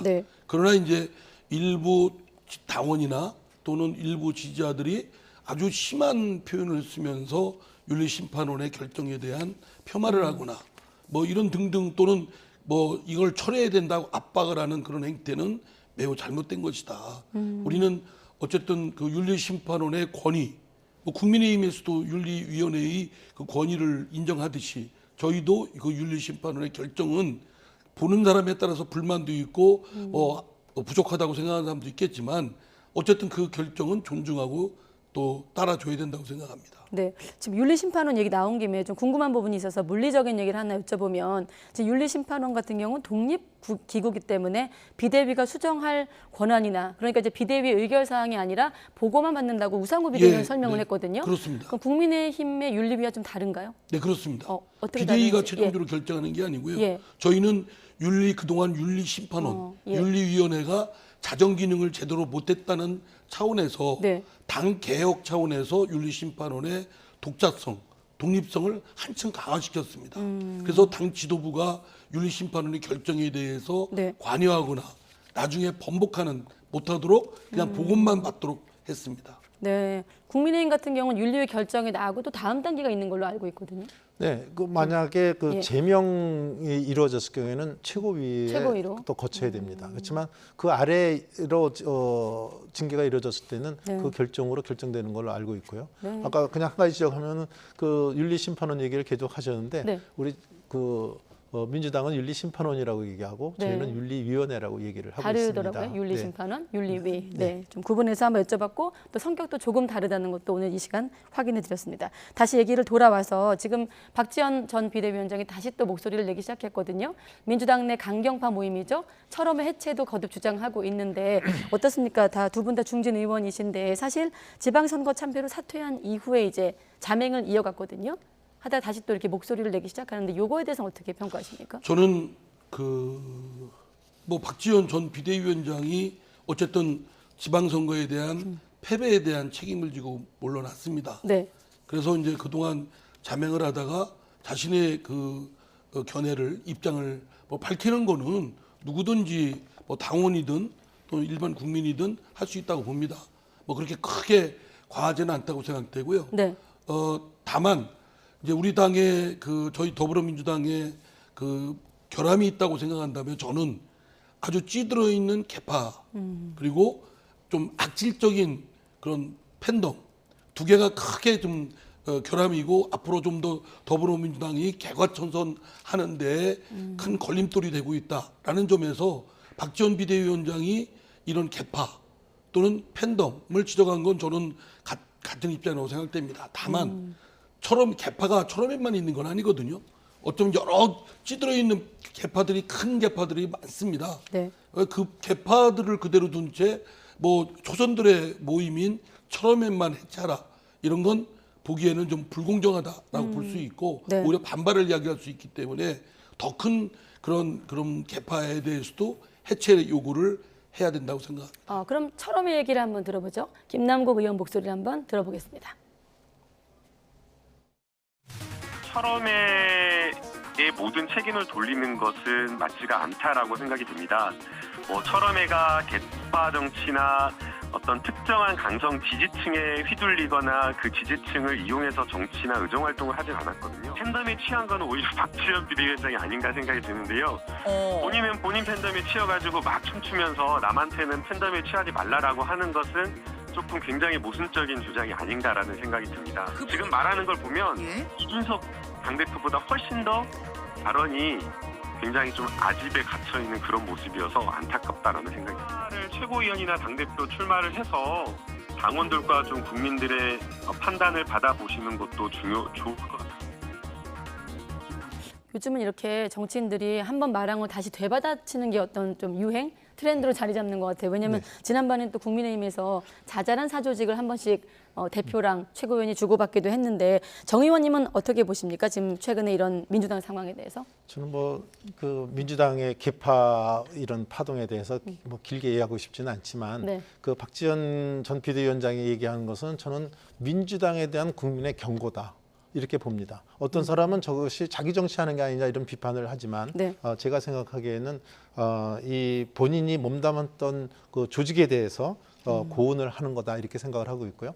아까 저 김남국 씨 얘기한 것 중에 팬덤 정치는 뭐 아까 잠깐 얘기했었으니까 제가 그 다음에 전당대회 나가는 게 어떻겠느냐. 전당에서 표를 얻어보면 당신 말이 옳은지 아닌지 판가름 나지 않겠냐 이렇게 얘기하는데 네. 저거는 좀 너무 소위 좀 비약했다 이렇게 봅니다. 네. 그렇지만 박지원 전 비대위원장에서는 제가 생각하기에는 전당대회 출마할 것 같지가 않아요.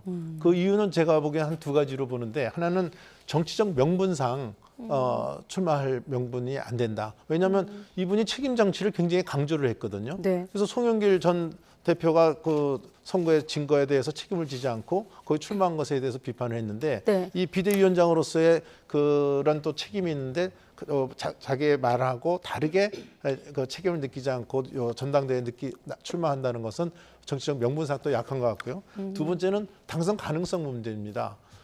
당선 가능성인데 우리 저희 그 국민의힘하고 다르게 우리 민주당은 제가 알기로는 당원이 권리당원 일반 당원 합쳐서 하여튼 90%가 그 당원이 투표해서 결정하는 이런 체제를 갖추고 있습니다. 네. 그래서 여기에 아까 말하는 팬덤 정치나 여러 가지가 지금 작동하고 있는 민주당에서 이 박지원 전 대표가 당선될 가능성이 그렇게 높지 않기 때문에 네. 저는 그 당선 가능성이 높지 않기 때문에 저는 출마할 가능성도 굉장히 낮다 이렇게 봅니다. 근데 지금 그걸 강요하는 김남국 의원의 발언에 저는 동의하지 못한다. 네, 알겠습니다. 지금 보면 여기서도 자기 정치라는 말이 등장하고 또 지난번 이준석 대표를 향해서도 자기 정치한다 이런 얘기가 등장했는데 말이 나온 김에 선배 정치인으로서 요즘 좀 젊은 세대 정치인이 좀 더 자기 정치에 집중하는 것인가요? 아니면 자기 정치란 무엇입니까? 아니 누구나 뭐 저희들도 자기 정치를 하죠. 필요한 건 근데 그 아닌가 자기 싶어서. 정치가 자기 멋대로의 정치가 아니고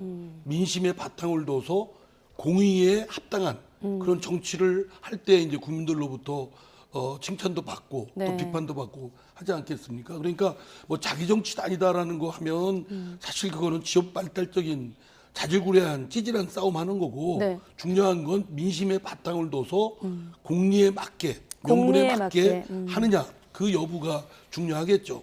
저는 더불어민주당에 지금 찌들어 있는 개파, 지금 뭐 개파가 아니다고 그랬는데 철험회가 개파다 아니다가 문제가 아니고 네. 철험회가 국민들한테 비쳐 있는 매우 일그러진 모습이 더불어민주당에 악영향을 줬고 그거에 대해서 우려하는 부분이 많기 때문에 거기에 계신 분들은 그 더불어민주당의 절박한 상황을 깨우쳐서 네. 우리부터 철험회를 해체하겠다. 대신 선배들이 하고 있는 개파도 다 해체하라. 이렇게 나가야지. 그냥 뭐 이것도 좋고 저것도 좋고 뭐 우리가 무슨 연구 모임 하는데 개파냐. 네. 이렇게 시작하면 하나도 건들 수 있는 것이 없습니다. 그러면 국민들이 볼 때 달라진 게 뭐가 있나요? 더불어민주당이 달라져야죠. 확 달라져야죠. 네. 그 말씀에 그냥 제가 한 가지 첨언을 하면은 제가 한 2년 쉬다가 이번에 재선거로 다시 국회에 들어왔습니다마는 2년 좀 쉬면서 이렇게 여러 가지 보니까 국민들 관점에서는 무슨 개파 정치가 어떻고 그 당이 어떻게 돌아가고 관심 없어요. 그러니까 지금 오늘 잠깐 대기하면서 우리 존경하는 이상민 의원하고도 잠깐 얘기를 했습니다마는 우리 여야 좀 중진들이 나서서 정말 이 앞에 현안 갖고만 투닥투닥 하는 것도 우리가 좀 도와줄 수 있는 건 돕지만 앞으로 우리가 좀 권력구조 문제라든지 선거제도 개선이라든지 우리 조금 이 정치가 좀 발전하고 변화되기 위해서 우리 중진들이 그동안에 여야가 좀 모여서 좀 논의도 해보고 이런 협의체를 한번 만들어보면 어떠냐 이런 얘기를 아까 잠깐 나눴는데 이제 우리 중진들이 그런 몫을 하는 국민들한테 조금 더 좋은 정치를 보이는 모습을 보여야 되겠다 이런 생각을 갖습니다. 네, 그래서 공부 모임이 출범하는 겁니까? 지금 보니까 김기현 의원이 주도하는 혁신24 새로운 미래라는 모임이 공식 출범했는데 제가 몰라서 그런데 여기 혹시 포함되시나요? 그것도 뭐 오늘 아침에 저 참석했습니다. 아, 참석하셨어요? 네, 김기현 전 대표가 하는데 참석했습니다. 네. 공부 모임이라는데 참석 안 할 필요가 그 없죠. 공부 모임과 그 개파 어떤 정치 차이는 무엇입니까? 저는 공부 모임에서 참여를 했는데 언론에서는 이제 뭐 당권 경쟁 레이스의 시작이다. 뭐 오히려 공부 모임이라는 그 색깔은 없애버리고 그렇게 했는데 글쎄요, 저는 순수하게 좀 공부 모임이었으면 좋겠다. 네, 이게 지금 우리가 저희 당 같은 경우에는 그 정권이 교체되고서 여당에 대한 입장에서 지금 무슨 당권을 갖고 지금 논의하는 게 아니고 지금 국민들이 얼마나 어렵습니까? 고물가 뭐 이 고금리 때문에 지금 정신을 못 차릴 정도로 국민이 힘든데 여기서 우리 지금 집권한 당이 무슨 당권을 갖고 얘기를 한다는 것 자체가 저는 국민들한테 도저히 그런 국민의 눈에서는 보여질 수가 없다 이렇게 봅니다. 그래서 이런 문제보다는 정말 우리 의원들이 새로운 정부에서 어떤 일을 정책을 세우고 이걸 해나갈 건지 말 그대로 공부 모임이었으면 좋겠습니다. 김기현 의원이 주도하는 것으로 알고 있는데 순수한 공부 모임이다 이렇게 말씀하셨거든요. 공부를 누가 제일 잘할 것 같습니까? 의원님 보시기에는? 거기 모이니까 모인 분들이 한 46명이 모였다고 하는데 다 공부들을 다 잘할 것 같습니다. 네, 공부를 다 잘할 것 같다. 의원님은요?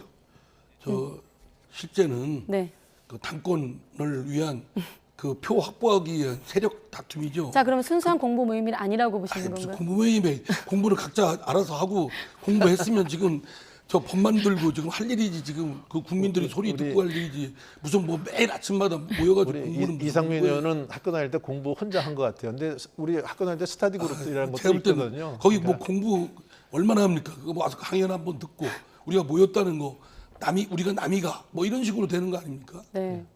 하실 말씀 있으세요? 아니, 민주당은 그런 시각에서 보는지 모르는데 저는 오늘 진짜 순수한 마음에서 네. 공부 모임에서 오늘 또 김황식 전 총리가 독일 얘기를 좋은 얘기도 하시고 그래서 네. 좋은 얘기 많이 듣고 우리가 문제점이 뭔지도 같이 의원들이 그렇게 토론할 시간이 그렇게 없는데 그래서 갔습니다. 무슨 정치인이 뭐 순수하긴 뭘 순수해요.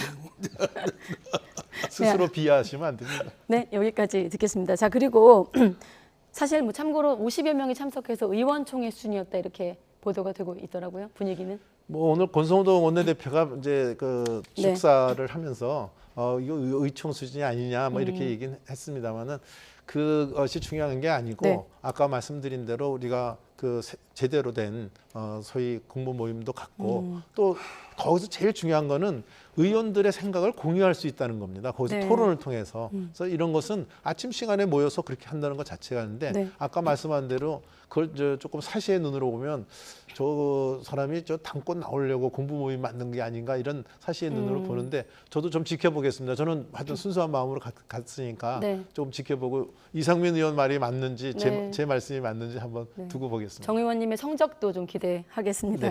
자, 그런데 그 공부 모임에서 원구성 협상 얘기는 좀 없었는지 궁금하긴 하는데 지금 계속 공전되고 있는 부분은 두 분께 모두 좀 뼈아픈 질문이 될 것 같은데 지금 어떻게 되고 있는 겁니까? 일단 권성동 원내대표가 민주당이 원구성 협상에 정략적인 조건을 걸었다. 지금 자막에 나가고 있는 이런 내용인데요. 그래서 정략적인 조건이 뭔지는 지금 제가 들은 바가 없어서 네. 잘 모르겠습니다. 그런데 지금 저 후반기에 대해서 원구성, 소위 법사위원장 문제 가지고 지금 이렇게 씨름하고 있는 건 여야가 다 같이 국민들로부터 호된 꾸지람을 들어야 될 사안이라고 생각합니다. 이게 뭐 법사위원장 저 해봐서 네. 알지만 무슨 굉장한 자리도 아닙니다. 그리고 그게 혼자 법사위원장이 혼자 뭐 이렇게 마음대로 할 수 있는 자리도 아닌데 마치 이거 가지고 지금 힘고르기를 하는 것은 저는 여야가 책임이 크다고 생각되고요. 네. 그 중에서도 제가 자아 반성을 하면 저희는 어쨌든 관례가 있고 또 지난번에 합의를 했다면 그 합의를 존중해야 된다고 생각합니다. 그래서 저는 저희 당의 지도부와는 생각이 다르게 법사위원장은 국민의힘이 이렇게 원하시면 하라고 하시면 어떨까 싶습니다. 네. 이게 뭐 큰 문제도 아닌데. 네, 지금 이 의원님께서 모르신다고 하셔서 다시 한번 저희 그 아까 화면 지나갔던 화면 있죠? 네, 대화를 구성한 그 화면 좀 보여주시고 지금 민주당이 원 구성 조건에 이재명 의원 소를 취하를 요구했다라는 내용이 아마 그 정략적 조건에 들어가는데 박홍근 원내대표는 얼토당토하는 발언이다라는 입장까지 나온 거거든요. 두 원내대표가 하나는 했다, 지금 이 문제는 하니까.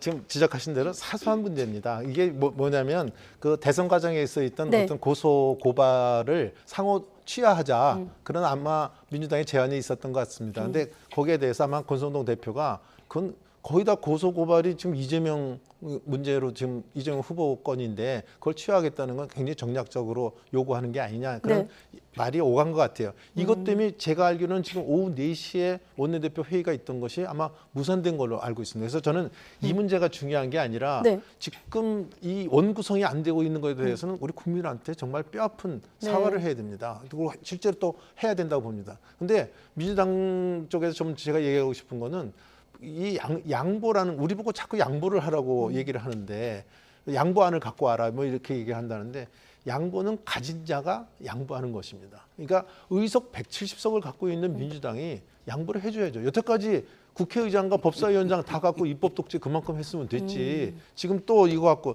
예컨대 저희가 조금 소수당으로 갖고 있는 권한이 견제 권한이 뭐냐면 안건 조정이라든지 필리버스터 이 정도의 수준입니다. 근데 이것도 다수당이 저는 횡포라고 얘기를 하는데 횡포를 부려서 지금 그 무슨 탈당이라 그래 위장 탈당 또는 뭐 회기 쪼개기 이걸로서 이제 이걸 하고 있거든요. 그래서 지금 우리 당의 그 소수당에다가 양보안을 또 갖고 와라. 이미 지난 7월달에 합의가 봐져 있는 사항이 있는데 그래서 양보안을 가져오라는 것은 저는 어불성설이고요. 저는 이걸 계속 주장하는 것은 입법 독재를 계속하겠다는 민주당의 의도밖에 보이지 않습니다. 뭐 그런 건 아니고요. 지금 이제 집권 여당 아닙니까? 계속 그 국민의힘이 무슨 약자 코스프레 할 일은 아니라고 생각되고 이제 뭐 당당한 힘 있는 집권 여당인 만큼 뭐 적절하게 주고받고 하면 뭐 어려운 일이 없을 거라고 봅니다. 이 원구성이 뭐 크게 이렇게 법사위원장이 뭐 절대적인 권력도 아니고 170석 가진 민주당이 많이 양보하십시오. 가진 자가 양보하는 겁니다. 네. 국회 운영은 그쪽에 민주당의 권한이 있지 않습니다. 지금 두 분 말씀 행정부가 여기까지 윤석열 듣겠습니다. 대통령이 마구제비로 이렇게 인사도 하고 하는 거에 대해서는 저희들이 비판적으로 안 볼 수가 없죠. 네, 저희 오늘 중계차 질문에 계속 원구성 협상 어떻게 되는 겁니까가 질문이었는데 당분간 계속될 것 같네요. 두 분 얘기 들어보니까. 앞서 정 의원께서 가진 자라고 하셨는데 집권 여당이 가진 자인지 의원수가 많은 야당이 가진 자인지 판단은 여러분이 하시기 바랍니다. 네, 오늘 여기서 마치겠습니다. 고맙습니다. 네.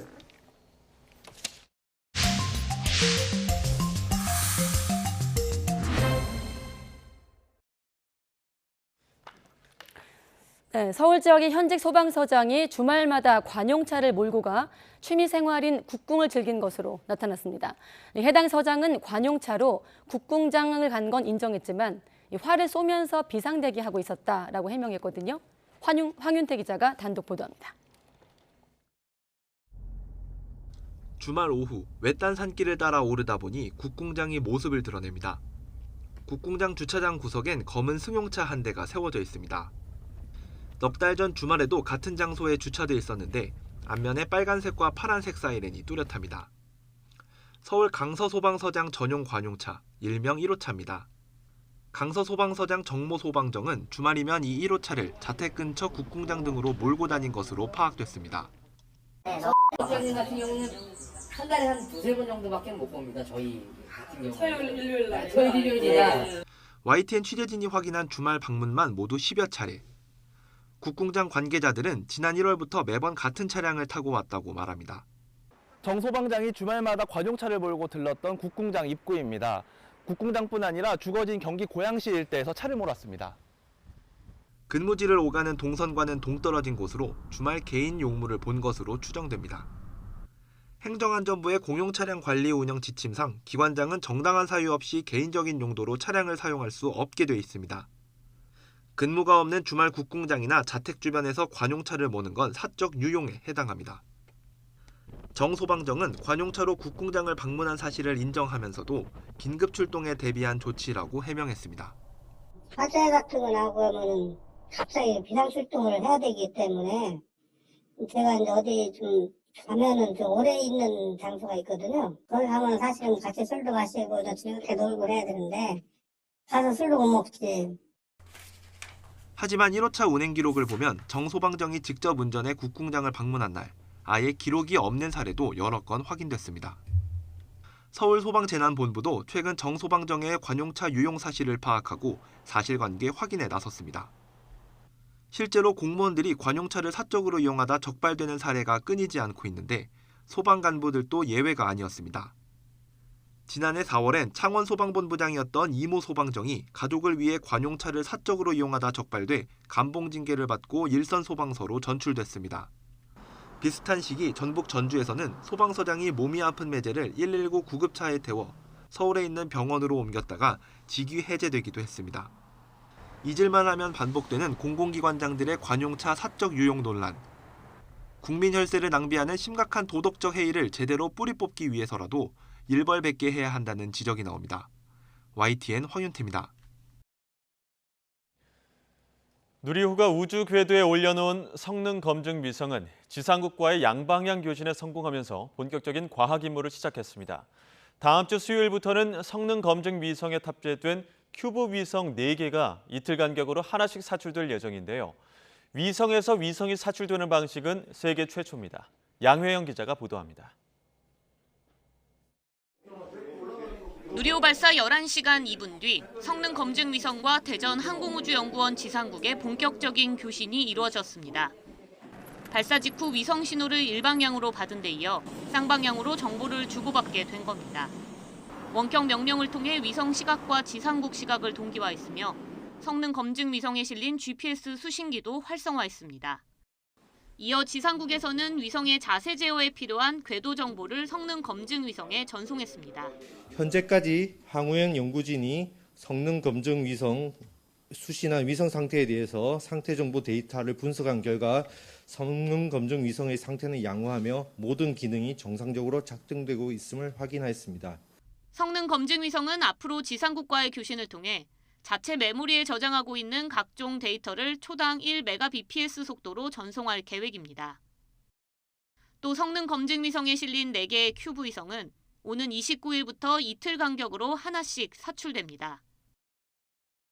위성에서 또 다른 위성이 사출되는 건 세계 최초인데 이 과정을 전용 카메라로 촬영해 향후 지상국으로 전송 후 공개할 예정입니다.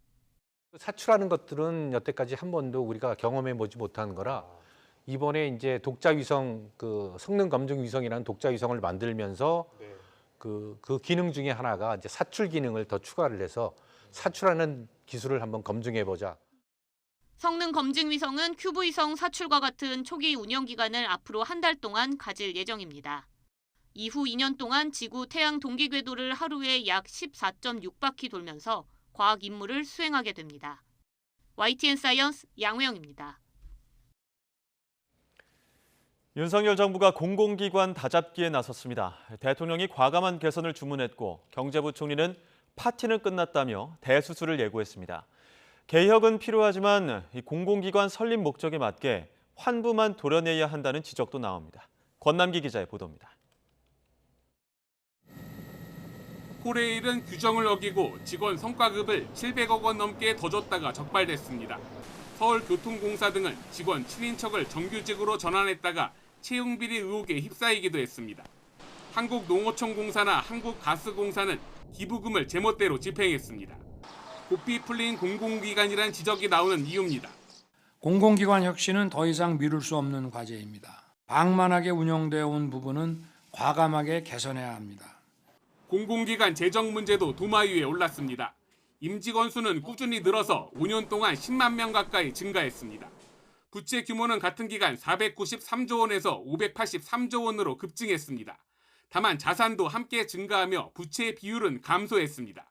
공공기관을 평가하는 정부는 앞으로 재무 성과 비중을 높일 방침입니다. 효율성, 수익성이 보다 균형 있게 평가될 수 있도록 평가 지표 구성을 재설계해 나갈 계획입니다. 하지만 공공기관의 재정 부실을 운영이 방만하기 때문이라고만 몰아가긴 어렵습니다. 물가 안정을 위한 공공요금 인상 억제 등 지금의 국민 생활을 위해 손실을 감수하는 측면도 있기 때문입니다. 무엇보다 그동안 정권마다 평가 기준을 바꾸며 자신들이 추구하는 가치 달성을 위한 도구로 공공기관을 이용한 것이 문제라는 지적도 나옵니다. 효율성과 수익성 달성도 중요하지만 공공기관의 원래 설립 취지 및 운영 목적의 달성 여부에 대한 객관적인 지표들이 들어가면 좋을 것 같습니다. 공공기관 호화 청사를 매각하라는 주문도 나왔지만 무턱대고 팔기도 어렵습니다. 한국석유공사는 지난 2017년 부채를 줄이겠다며 울산 신사옥 매각을 강행했다가 오히려 600억 원 가까운 손해를 내서 감사에 적발되기도 했습니다. YTN 권남기입니다. 국가정보원이 고 신영복 성공회대 교수 서체로 된 원훈석을 교체하고 원훈도 새로 정하는 방안을 추진하는 것으로 알려졌습니다. 국가보안법 위반으로 복역했던 신 교수의 글씨체를 원훈석에 쓴 게 부적절하다는 지적에 따른 것인데 정부가 바뀔 때마다 원훈도 계속 바뀌고 있습니다. 한현희 기자가 보도합니다. 국가와 국민을 위한 한없는 충성과 헌신. 국정원이 지난해 6월 창설 60주년을 맞아 선정한 역대 5번째 원훈입니다. 원훈석 제막식까지 대대적으로 진행했는데 1년 만에 교체 방안을 추진하는 것으로 알려졌습니다. 지금 원훈석에 고 신영복 성공회대 교수의 손글씨를 본뜬 서체를 사용한 게 부적절하다는 지적이 안팎에서 이어져 왔기 때문입니다. 국정원 전직 직원들의 모임이 규탄 성명을 내는가 하면 일부 시민단체들은 원훈석 철거를 요구하는 집회와 시위를 벌이기도 했습니다. 신영복 씨는 통역당 장기수예요. 국정원은 통역당과 같은 간첩을 조사하는 기관인데 국정원에 있는 건 어울리지 않는다고 생각합니다. 국정원 원훈은 37년간 초대 중앙정보부장인 김종필 전 총리가 지은 우리는 음지에서 일하고 양지를 지향한다를 사용하다가 김대중 정부 출범 직후인 1998년 정보는 국력이다로 바뀌었고 이후 이명박 정부 때인 2008년에는 자유와 진리를 향한 무명의 헌신으로 바뀌었습니다. 그러다 박근혜 정부 때인 2016년에 소리 없는 헌신, 오직 대한민국 수호와 영광을 위하여로 변경되는 등 최근 정권마다 바뀌어왔습니다. 국정원은 일단 직원들을 대상으로 의견 수렴 절차를 거친 뒤 교체 여부를 최종적으로 결정한다는 계획인데 원훈석을 교체하면서 새로운 원훈을 정할 가능성도 큰 것으로 전해졌습니다. YTN 한현입니다.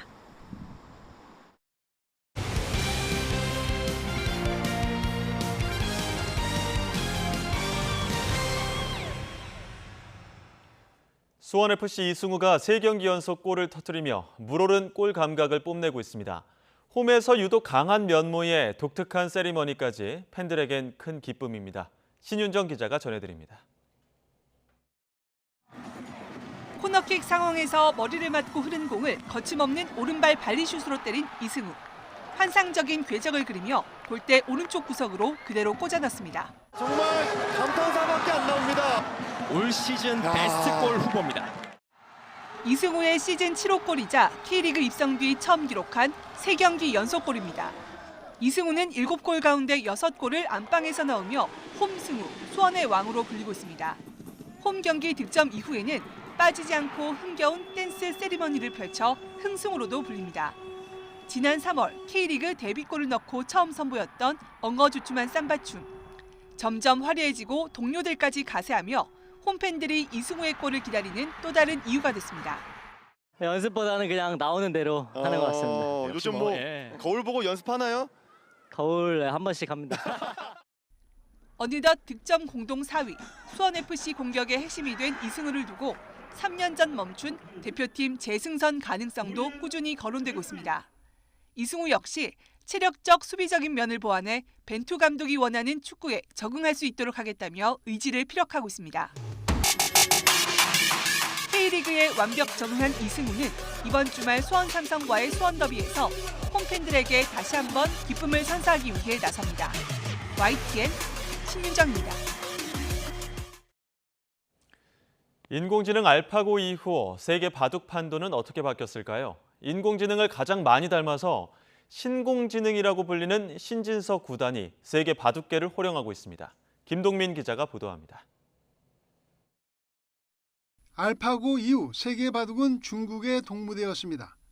알파고 대국 이후 2019년 2월까지 중국은 13번의 세계 대회에서 12번 우승했고 우리는 한 번에 그쳤습니다.